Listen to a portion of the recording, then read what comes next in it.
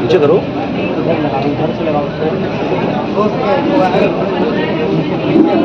इस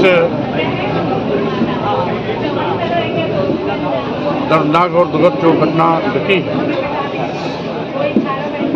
जिसमें सरस्वती बाल विद्या मंदिर कॉलेज की 12वीं की छात्रा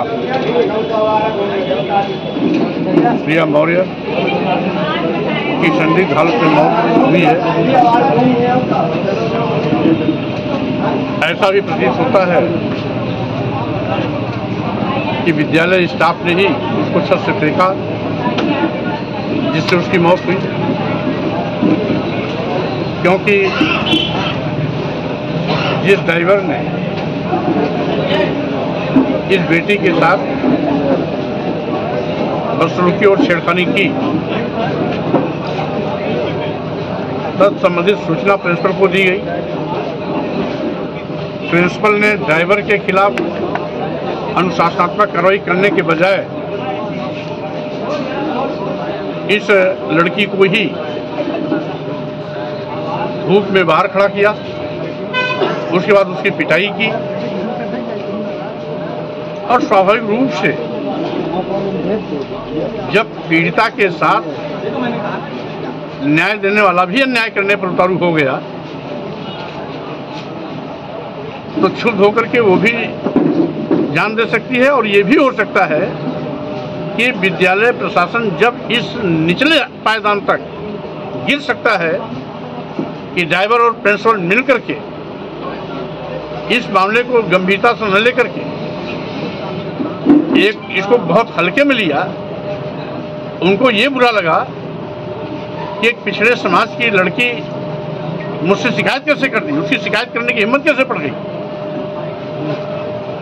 इस बदले की भावना से उसे छत से फेंकवाने का भी घृणित कार्य कर सकते हैं, क्योंकि विद्यालय में, हर विद्यालय में ज़्यादातर कैमरे लगे होते हैं। अगर छत से कूदी तो कैमरे में कहीं न कहीं वो दृश्य आना चाहिए। जो कैमरे से उपलब्ध कराया जा रहा है वो बीच में गिरते हुए और जमीन पर आते हुए देखा जाता है, लेकिन छत से कूदी या छत से फेंकी गई इसकी कोई तस्वीर नहीं आ रही। इसमें प्रधानाचार्य की मिलीभगत है और सारी गलतियां प्रिंसिपल की ही है। अगर अनुशासनात्मक कार्रवाई होती तो ये नौबत ही नहीं आती। 5 से 6 दिनों अब तक उनकी गिरफ्तारी नहीं हो पाई। ये और भी दुखद है, आज पूरे प्रदेश में जंगलराज है। गुंडे, माफिया, अपराधी, अराजक तत्व बेखौफ होकर के दिन दहाड़े कानून की धज्जियां उड़ा रहे हैं। योगी बाबा केवल भाषण देते हैं कि उत्तर प्रदेश में कानून का राज है, लेकिन कानून नाम की कोई चीज रह ही नहीं गई। और आज पुलिस प्रशासन से लेकर के जिला प्रशासन, प्रदेश प्रशासन देश को तबाह करने पर लगा हुआ है, प्रदेश को तबाह करने पर लगा हुआ है, लूटने पर लगा हुआ है। हमें यहाँ ये भी जानकारी मिली कि इस प्रिया की मौत पर जब क्षेत्रवासी मिलकर के शोक संवेदना में कैंडल मार्च निकाल रहे थे तो खागा का कोतवाल लाठीचार्ज भी कराया और कई लोगों को नामजद करते हुए अज्ञात में सैकड़ों लोगों को परेशान भी करना शुरू किया है। जाके धमकी दे रहा है जात सूचक शब्दों का प्रयोग करके, अरे तो मौर्या की लड़की मरी है, तुम क्यों गए थे। मुस्लिम समाज का कोई आदमी आया, उसके घर पहुंच करके धमकी दे रहा है। यादव समाज का कोई आदमी आया, उसके घर धमकी दे रहा है। कोई दिवाकर समाज का आया, उसके घर धमकी दे रहा है। कोई प्रजापति समाज का आया, उसके घर धमकी दे रहा है। आखिर ऐसा कोतवाल जो कानून का रक्षक है वो खुद कानून का भक्षक बन गया है। और स्वाभाविक रूप से ये बहुत ही घृणित कार्य है कि इसमें न्याय दिलाने के बजाय यहाँ का कोतवाल अपराधियों को बचाने में लगा है, यहाँ का पुलिस अधीक्षक अपराधियों को बचाने में लगा हुआ है। क्योंकि अपराध करने वाले दोनों ठाकुर बिरादरी के हैं, इसलिए ये अपने को योगी समझते हैं।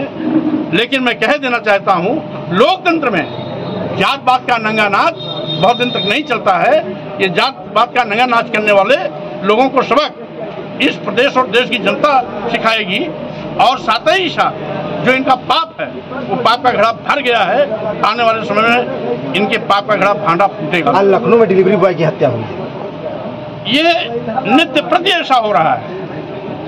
कहीं कॉलेज में पढ़ने वाली बच्चियों के साथ बलात्कार की घटना हो रही है, कहीं छेड़खानी की घटना हो रही है, कहीं लड़कियों के साथ सामूहिक बलात्कार की घटना हो रही है, कहीं पर आज पुलिस वाले ही लखीमपुर में एक दलित नौजवान को पीट के थाने में मुआ दिया। और इस प्रकार से रोज कोई न कोई घटना घटित हो रही है।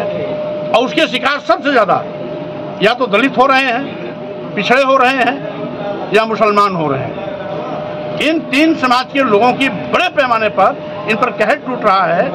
और अपराधी ज्यादातर मुख्यमंत्री की बिरादरी के हैं। और आज जितने भी मुख्यमंत्री की बिरादरी के लोग हैं, वो अपने को सब मुख्यमंत्री समझते हैं। और यही कारण है कि बेहिचक बेअंदाज होकर कानून की धज्जियां उड़ा रहे हैं और मुख्यमंत्री गूंगे बहरे अंधे बनकर के तमाशा देख रहे हैं। आगामी उपचुनाव किस तरह देख रहे हैं आप? सर अभी देखा गया है कि रुक जाए, बात हो रही है ना, बात हो रही है ना, रुक जाओ, बोलिए ना, हम बोल रहे हैं, सवारी तो कर रहे हैं ना आप अपना सवाल। आगामी जो उपचुनाव है किस तरह देख रहे हैं आप? देखिए, चुनाव तो इस मामले से हट करके है। आज ये मामला क्योंकि बहुत गंभीर है, हम इसमें शोक संवेदना व्यक्त करने आए हैं। हम चुनावी चर्चा तो बाद में ही कर लेंगे। एक सवाल है। हाँ, अयोध्या गैंगरेप मामले में नाहिद खान का डीएनए मैच नहीं, उसके नौकर राजीव खान का मैच हो गया। आज एक नई रिपोर्ट आई, नया मोड़ आया, कैसे देखेंगे?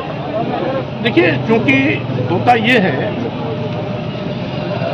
कि मुख्यमंत्री जी और उनका पूरा शासन प्रशासन वाहवाही लूटने के लिए हर काम जल्दी जल्दी करता है।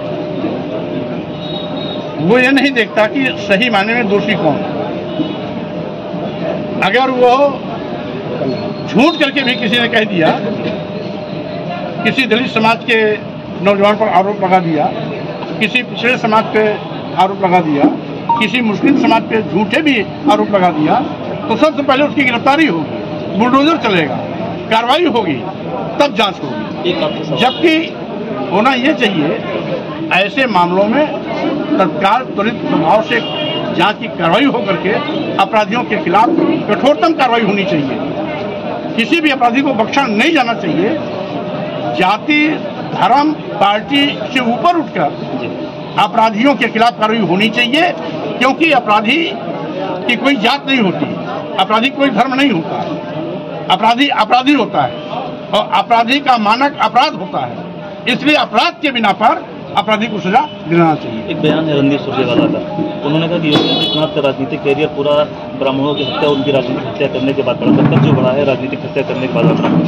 अब बहरहाल सुरजेवाला जी ने क्या कहा क्या नहीं कहा, न मैं मौके मौजूद था, न मुझे जानकारी है। हाँ, इतना जरूर है कि आज योगी के शासन में पूरा प्रदेश गुंडा राज की भीड़ चढ़ गया है।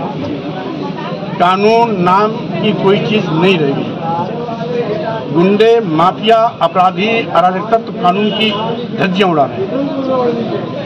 आज कानून गूंगा, अंधा बन करके केवल